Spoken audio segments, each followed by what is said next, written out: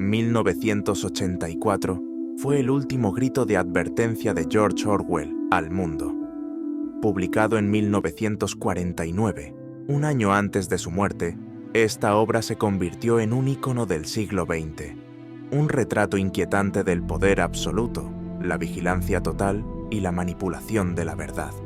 La historia transcurre en una sombría Oceanía del futuro, donde el gran hermano todo lo ve, la policía del pensamiento lo controla todo, y la masa, sumisa, aprende a amar a su verdugo. Una sociedad en la que pensar libremente es un crimen, y la realidad es lo que el poder diga que es. 70 años después, esa pesadilla ya no parece tan lejana. Hoy, en Colombia, ¿quién vigila a los vigilantes? Cámaras que nos siguen, discursos que nos dividen, y una guerra en la que la primera víctima siempre es la verdad. ¿Hasta qué punto el gran hermano ya camina entre nosotros? Paz letal, libertad enjaulada. La guerra es paz, la libertad es esclavitud, la ignorancia es fuerza. Este eslogan de 1984 no está tan lejos de nuestra realidad.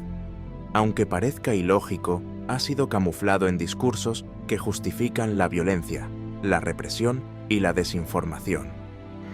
Hasta el último centímetro de la última frontera, protegeremos los intereses de nuestra nación. En Colombia, el discurso de la seguridad ha sido utilizado para militarizar el país bajo la excusa de una guerra contra un enemigo interno. Se promueve el uso de la fuerza letal, la compra masiva de armamento e incluso armar a civiles. Esto refleja cómo se ha implementado la idea de que la guerra trae paz, aunque no se expresa abiertamente. En el ámbito laboral se vive una esclavitud disfrazada. Muchas personas han dejado de creer que merecen derechos laborales. A Colombia la está matando la pereza. Lo que tenemos que hacer en modificación de jornada de trabajo es recortar la jornada de sueño, es recortar la jornada de vacaciones, es recortar la jornada de festivos. Tanto así que las pésimas reformas laborales implementadas por nuestro gran hermano, Uribe Vélez, llevaron a una precarización laboral que afecta directamente a los trabajadores. Las reformas laborales impulsadas por Álvaro Uribe precarizaron el trabajo y no redujeron el desempleo, consolidando la idea de que la libertad es esclavitud. En lo político, tanto las bodegas de izquierda como de derecha inundan el debate con desinformación y polarización. No interesa el diálogo crítico, sino imponer verdades y manipular a la gente. Así se hace evidente el lema «La ignorancia es la fuerza», donde se utiliza la desinformación para ejercer control y obtener beneficios políticos. El gran hermano vive, el poder tiene nombre y apellido. El gran hermano es un arquetipo, una figura simbólica que representa el poder absoluto, ese que vigila sin ser visto, que controla sin gritar, que no necesita imponerse por la fuerza, porque ya se volvió creencia. En Colombia no hay uno solo, pero hay quienes se han acercado peligrosamente a ese molde. Vamos a mirar dos casos. Álvaro Uribe gobernó con una idea clara: la seguridad democrática. Y detrás de esa promesa nació una lógica de control: vigilancia indirecta, opositores rastreados, periodistas amenazados, líderes sociales silenciados. Pero lo más inquietante no fue lo que se hizo con la fuerza, sino lo que sembró en el pensamiento colectivo. El que no está conmigo, está con el enemigo. Así como en 1984, donde las personas terminaban autocensurándose, aquí también aprendimos a callar por miedo, a vigilar al otro y hasta a vigilar nuestros propios pensamientos. Y luego está el culto. Uribe no es solo una figura política, es un mito. Para muchos, todo lo bueno que pasó es gracias a él. Todo lo malo, culpa de sus enemigos. Como el gran hermano, no se le cuestiona, se le venera. Y las palabras, una vez más, se vuelven escudos, bajas en combate.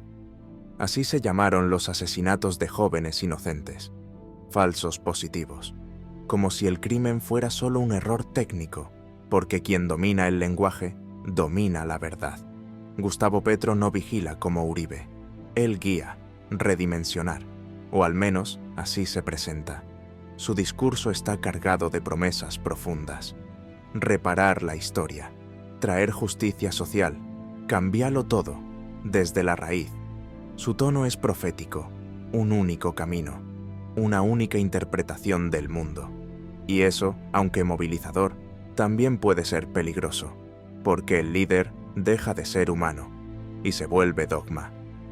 Petro no solo gobierna, educa, interpreta y crea una relación donde el disidente es enemigo del pueblo.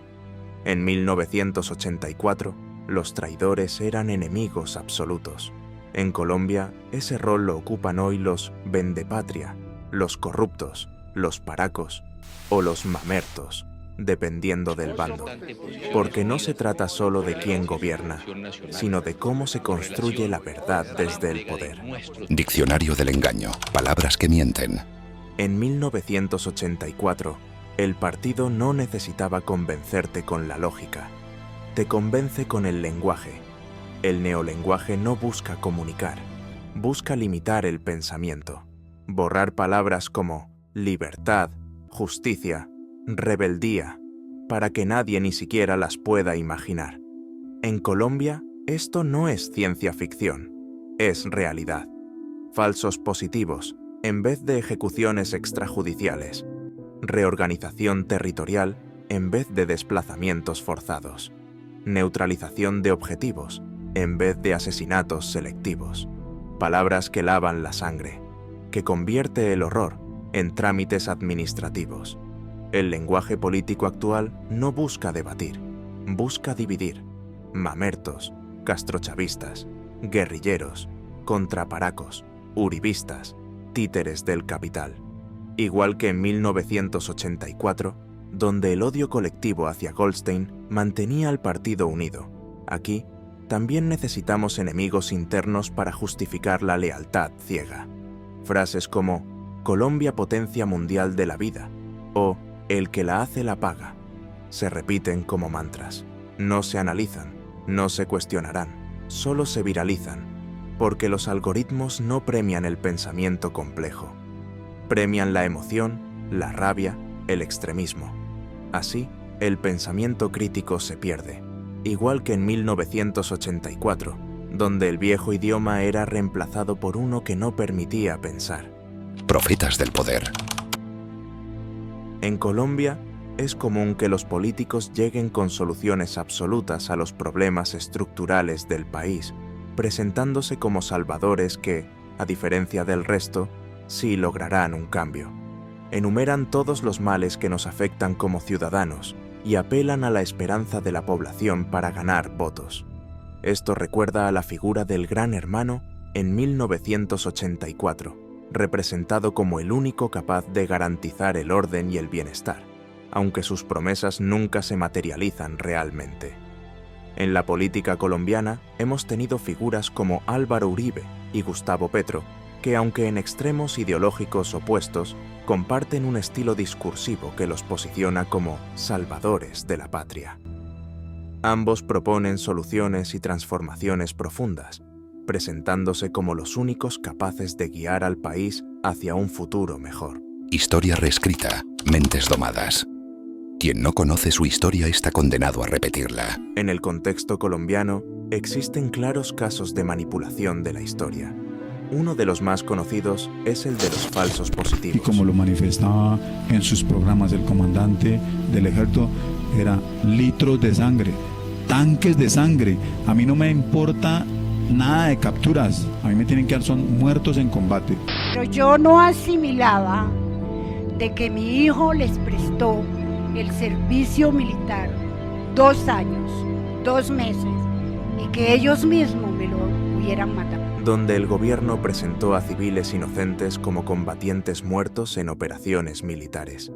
Este hecho recuerda al Ministerio de la Verdad en 1984, que alteraba documentos y noticias para que coincidieran con la versión que el partido quería imponer. Es decir, la verdad se convierte en un instrumento de poder.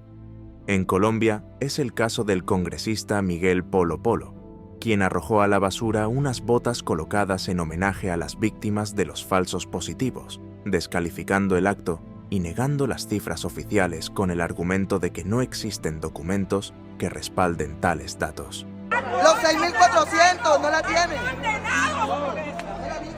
Esta postura es compartida por María Fernanda Cabal, quien ha promovido la idea de que dichas cifras están infladas. Por eso se inventan 6.402 falsos positivos, intentando así minimizar la gravedad de estos crímenes y manipular la memoria histórica del país.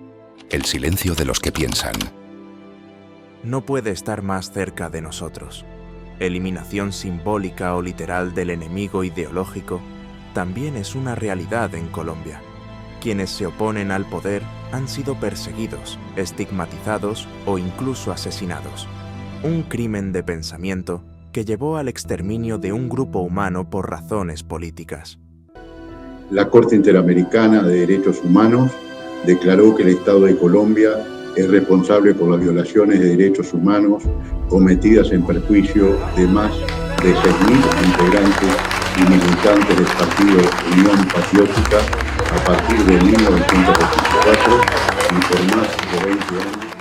La violencia y persecución de la que fue víctima la Unión Patriótica, UP, durante las décadas de los 80 y 90, fue clasificada como un crimen sistemático y generalizado en contra de miembros, simpatizantes y representantes de este partido.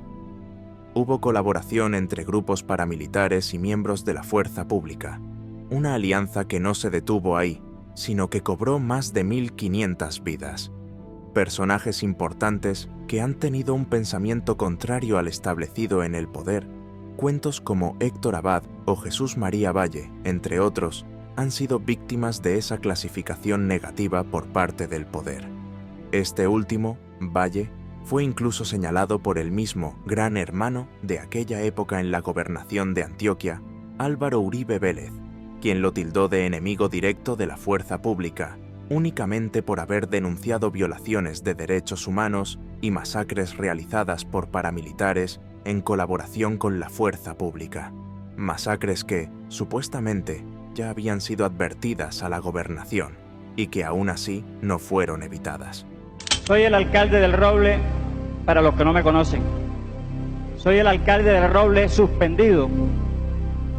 Suspendido por una sola razón, injusta. Vea todo lo que me inventaron y me iban a matar. Ahora viene el otro paso, repito, y es que a mí me van a matar. La representación del Estado que supuestamente debe protegernos y miembros de grupos armados al margen de la ley se aliaron para convertirse en una representación de la policía del pensamiento, ejecutando así la temida vaporización. Depends on you.